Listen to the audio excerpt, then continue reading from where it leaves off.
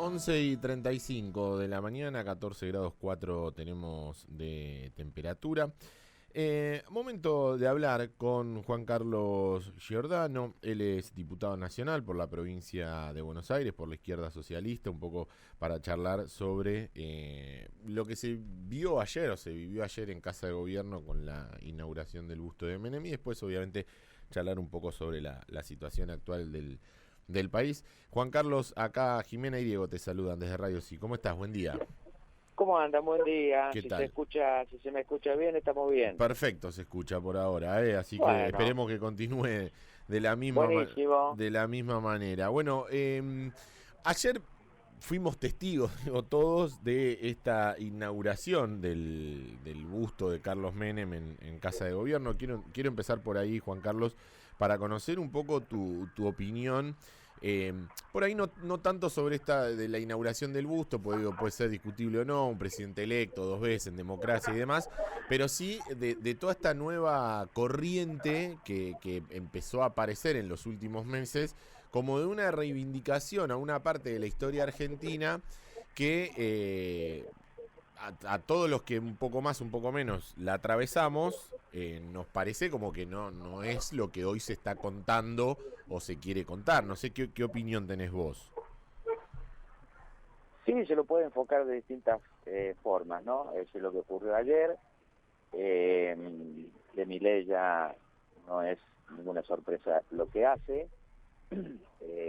Reivindicar, por ejemplo, irse a saludar en su momento con el asesino Netanyahu cuando está perpetrando un genocidio en Palestina, ya eso lo pinta de cuerpo entero. Pero lo importante de ayer es, digamos, contrarrestar esta campaña de Milei diciendo yo soy nuevo, no tengo nada que ver con la política, asumí como un economista, cuestiono todo lo que se vino haciendo en todos estos años. Ahora de repente, por supuesto que eso nosotros lo contrarrestamos y decíamos que no era así, ¿no es cierto? Pero si tú le estamos hablando, lo podemos hacer un diálogo simulado con alguien que pueda estar escuchando que votó a Milei, es decir, que votó a Milei por el desastre de los gobiernos anteriores, desastre del gobierno 2019-2023, Alberto Cristina y demás, diciendo el Estado presente nos va a salvar, y dejó 45 de pobreza,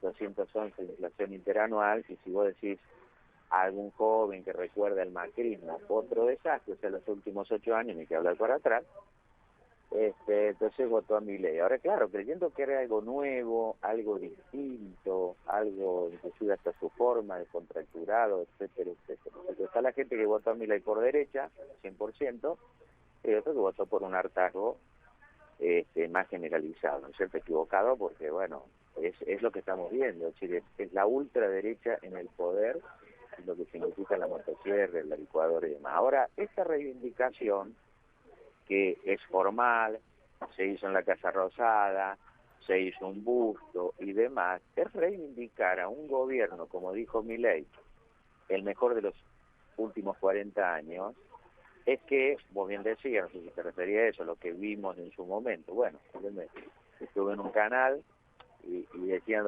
las FJP, la privatización de las jubilaciones. Y yo le digo, sí, recuerdo cuando nuestro partido, Izquierda Socialista, nuestro partido dentro del Frente de Izquierda, íbamos a la fábrica a contrarrestar la campaña que se hacía millonaria para que los trabajadores, cuando salían de la puerta de la fábrica, salían de la fábrica, firmaran un papelito para decir, mirá qué bárbaro, la jubilación va a cambiar todo y demás.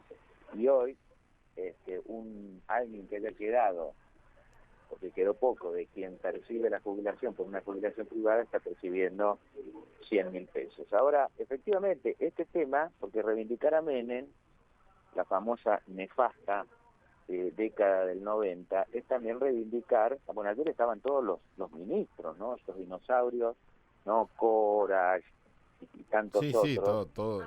Sí, la famosa casta que Milei venía a Sí, desterrar. pero claro, eso es muy importante, porque, vos imaginate, entonces Milei no era ninguna organización, aparte de ser un personaje que defendió a los grandes grupos económicos como Urnequian, trabajó toda su vida y todo lo demás, ¿no?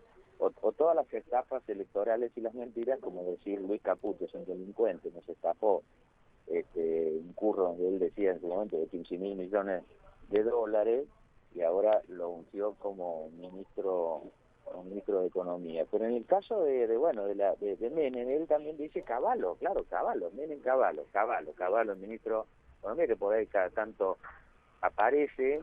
Cavallo estuvo con Menem, Cavallo estuvo con la dictadura militar cuando estatizó la deuda privada de los grandes grupos económicos. Vos imaginate, con todo este verso del rol del Estado, ¿no? Del gobierno que dice contra el Estado, contra el Estado, contra el Estado. La dictadura militar que se hizo del aparato del Estado a través de un genocidio, tuvo en su último tramo a un personaje como Cavallo, que mientras grupos como SEBE, los grandes grupos económicos, contraían deuda privada en beneficio propio, Cavallo la estatizó y se la pasó al Estado, se la pasó, ¿no es cierto?, cualquier trabajador, jubilado y demás, que estuvo pagándola en todo este tiempo, con tremendos planes de ajustes y demás. Así que bueno, repasar todo lo que hizo Menem, es bueno también traerlo, digamos, ahora, porque bueno, ayer, por ejemplo, en una de las intervenciones que hubo en el Senado, estuvo Yoma. Vos fíjate cómo son todos estos acomodatillos, ¿no? Que cuando ven ahora la ola van para otro lado. Pero ¿qué dijo Yoma? Yo privaticé aerolíneas. Fue una pésima privatización. Iberia vació la empresa, se la vendió a Marzán, y sus directivos terminaron todos presos. Ahora, todo esto, que las privatizaciones que se hicieron en la década menemista, que desguazaron empresas estratégicas del Estado, estamos hablando de los ferrocarriles, de YPF, de las jubilaciones, Gas del Estado, por ejemplo, todo lo que uno pueda recordar, y demás. Gas del Estado es una empresa madre con nivel internacional después de Estados Unidos, y la empresa estatal de gasífera estatal de la ex Unión Soviética venía a Argentina, es decir, construía gasoductos, las tarifas eran accesibles, había todo un plan para llegar a que hubiera gas natural en la provincia, o todos los lugares que digamos no tienen aún ahora, ¿no? Claro. Ahora, vos fíjate que sí es bueno reflexionar sobre esto, porque todo el discurso de actual, digamos, era de esa época. Es decir, el Estado era grande, el Estado era ineficiente, el Estado había que rematar todas las empresas del Estado, porque de esa manera iban a venir los capitales. Argentina inclusive podía pagar la deuda externa. Todo eso se confirmó, y aparte porque iba a haber reactivación y demás, todo eso se confirmó que fue una mentira completa, porque la deuda externa creció al doble, porque las empresas se remataron por un precio vil, porque, bueno, todo lo que ocurrió generó miles y miles de despidos. Entonces, cuando ahora se habla de las privatizaciones, la reforma laboral, atacar al Estado y todo lo demás, ojo que nosotros, desde la izquierda socialista y del Frente de Izquierda Unida, no avalamos toda la mentira que ha hecho también del Estado el peronismo y el kirchnerismo, ¿no? Porque, por ejemplo, YPF no es 100% estatal. O YPF es 71% estatal, el 49% no, y cotiza en la bolsa y todo lo demás. Segundo, las empresas del Estado, y lo demuestra el choque del ferrocarril San Martín por el vaciamiento y demás. Se tuvieron que caer las concesiones, privatizaciones, por el desastre que habían hecho. Ahora, el Estado, ¿quién lo controla? ¿Quién hace funcionar esa empresa? No las y los trabajadores, como decimos nosotros, o los técnicos ferroviarios con las organizaciones de usuarios que necesitan y cuidan el ferrocarril, sino grandes, o sea, los funcionarios de los distintos gobiernos. Hoy son los funcionarios de Milei o mi técnica con los demás, antes eran los demás, o sea, el Estado, digamos, o la aerolínea que lo controla la Cámpora, y va, ¿no? Nosotros decimos que el Estado tiene que estar gestionado, administrado, controlado por las y los laburantes, que son los que lo ponen en funcionamiento, y las organizaciones de usuarios. Así que bueno, todo eso, digamos, que se puede seguir ahondando sobre el tema, pero viene bien, digamos, en todo sentido, sacar conclusiones de este hecho, ¿no es cierto? Bien vos decías, un gobierno que ganó la elección,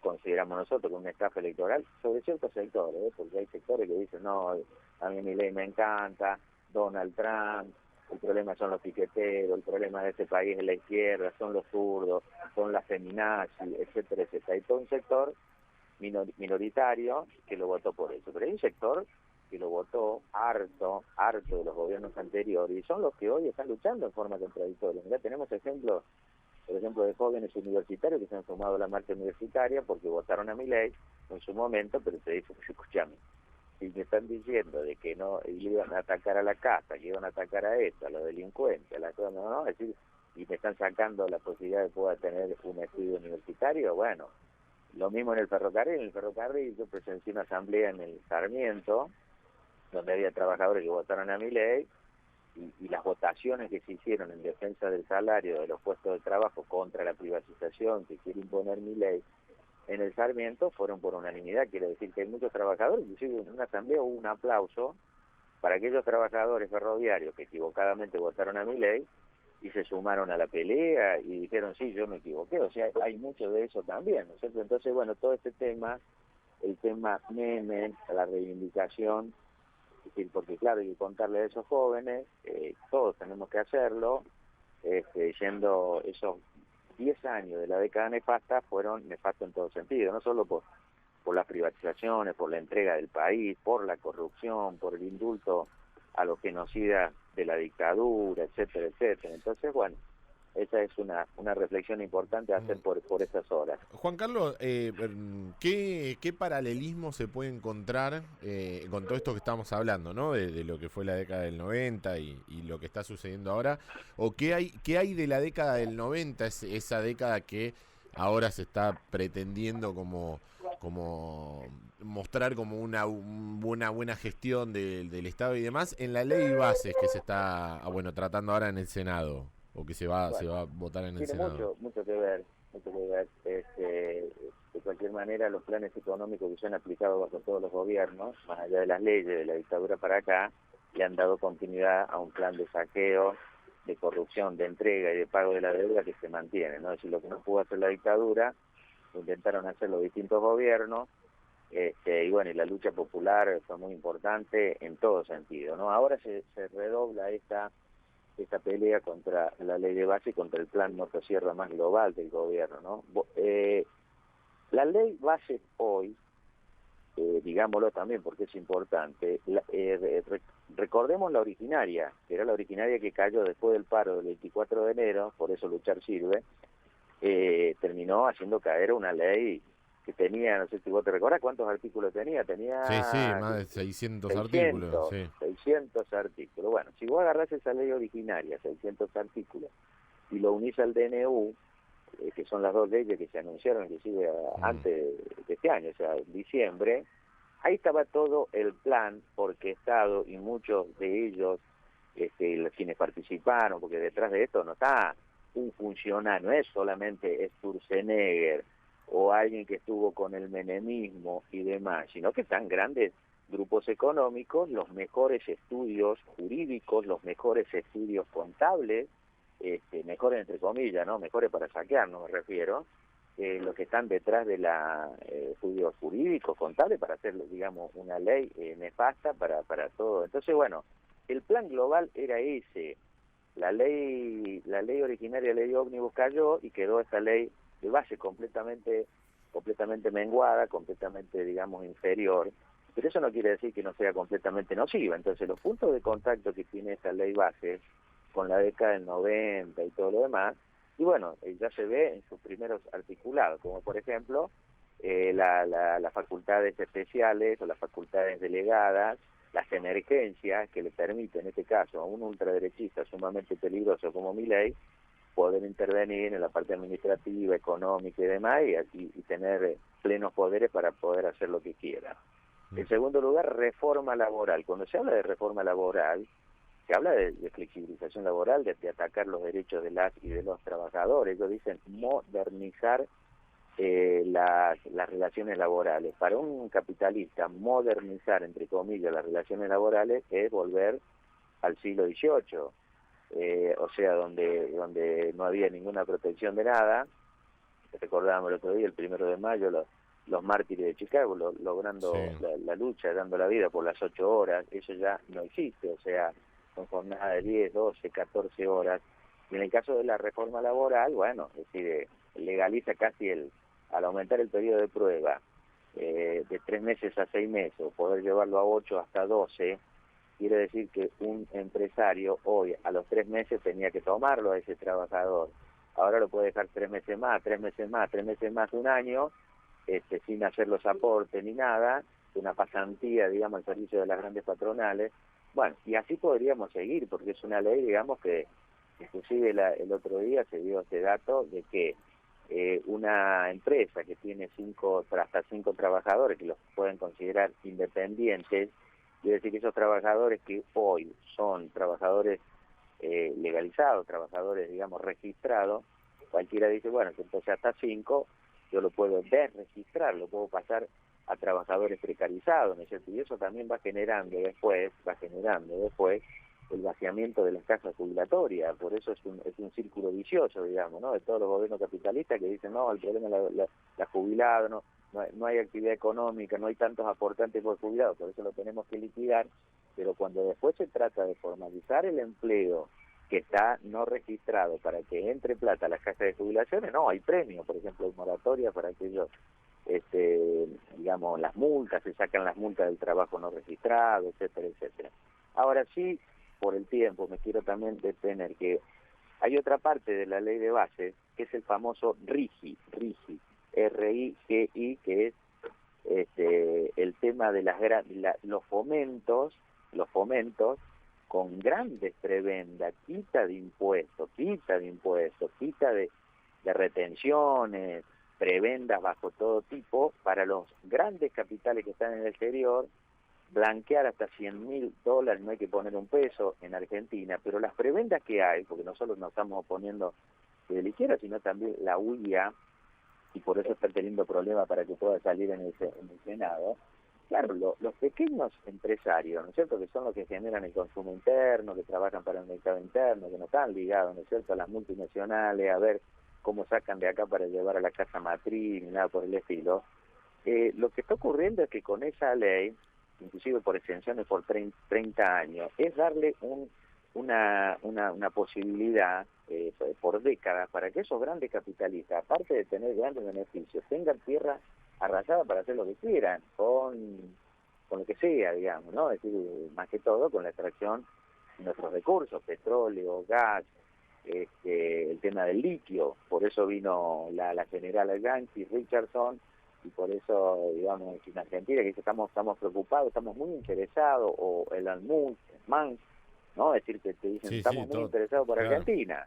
Y están interesados porque, y tierra de saqueo, de sometimiento a través de los grandes gobiernos. Entonces, la ley de base es un combo de atacar al movimiento obrero, los sectores populares, las pequeñas, también la economía regional y pequeñas empresas y demás, y por otro lado, beneficiar a los grandes capitalistas, y por supuesto todo el beneficiario mayor, y el que patrocina todo esto es el Fondo Monetario Internacional, que dice, aplaude el ajuste de Milei, por otro lado está diciendo, bueno, esto es tan brutal, ¿hasta dónde va a llegar? ¿No es cierto? La preocupación, digamos, que tienen todos, pues decir, bueno, si este gobierno arrancó así, con un plan motosierra, licuadora, que está llevando a niveles, bueno, con la inflación de ahora, ya los niveles de pobreza han aumentado sideralmente, de un gobierno que ya lo han calado, digamos, a nivel nacional, a nivel internacional, porque cuando va a dar esas clases, entre comillas, magistrales, hablando de cualquier cosa, la periodista de la BBC le dijo, bueno, pero hábleme de la jubilada, esa jubilada que llora, y qué pasa con la jubilada, y bueno, y ahí patina, porque efectivamente Argentina está en una situación desesperante, y por eso fue tan importante el paro del 9, ¿no? Es decir, un paro que salió, digamos, sabemos que hay una bronca grande con los dirigentes sindicales y todo lo demás, sin embargo la gente paró, las y los trabajadores pararon. Fue una muestra de una contundencia, de un revés que volvió a sufrir el gobierno. Yo lo había sufrido con la marcha del 23 de abril, y ahora por supuesto hay que darle continuidad. En relación a lo del Senado, es muy bueno que muchas organizaciones estén tomando la consigna que hemos planteado de la izquierda, ¿no es cierto?, que el día que se trate la ley base en el Senado tiene que haber una marcha multitudinaria, una movilización, porque no hay desde ahí ni una coma que sacar buena de esa ley de base. Entonces la CGT tiene que convocar oficialmente, ¿no es cierto? Tiene que llamar a un abandono de tarea el día que se trate la ley, convocar para que miles y miles seamos los que estemos en el Senado repudiando esta ley, por supuesto darle continuidad al paro del 9 con un nuevo paro de 36 horas, porque está demostrado que cuando hay convocatorias unitarias, masivas, nacionales, y los trabajadores, los sectores populares responden de manera contundente para enfrentar el plan motosierra de Milei. Juan Carlos, muchísimas gracias por este ratito con nosotros. Seguramente más adelante volvamos a llamarte para seguir conversando. Gracias por este rato. Con todo gusto, muy buenos días. Un fuerte abrazo.